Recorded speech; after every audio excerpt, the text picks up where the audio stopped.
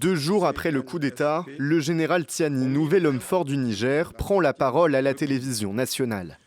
L'action du CNSP est motivée par la seule volonté de préserver notre chère patrie face, d'une part, à la dégradation continue de la situation sécuritaire de notre pays, d'autre part, la mauvaise gouvernance économique et sociale.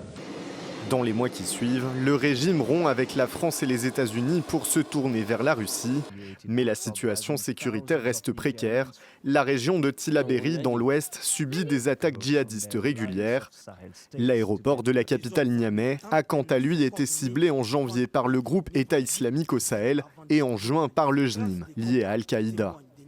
Depuis 3 ans, la junte militaire a mis au pas la société nigérienne. Human Rights Watch pointe la dissolution des partis politiques et des syndicats indépendants, ainsi que la détention de journalistes. L'Assemblée nationale, dissoute peu après le putsch, a été remplacée en juin 2025 par un conseil consultatif de la refondation, une instance composée de membres non élus et sous étroite surveillance du pouvoir.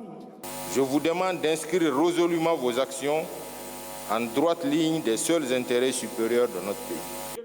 Parmi les victimes de la répression, le président renversé Mohamed Bazoum.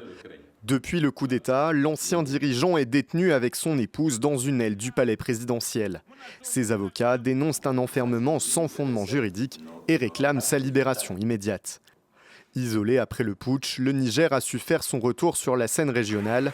En février 2024, la CEDEAO a levé la plupart des sanctions qui pesaient sur le pays.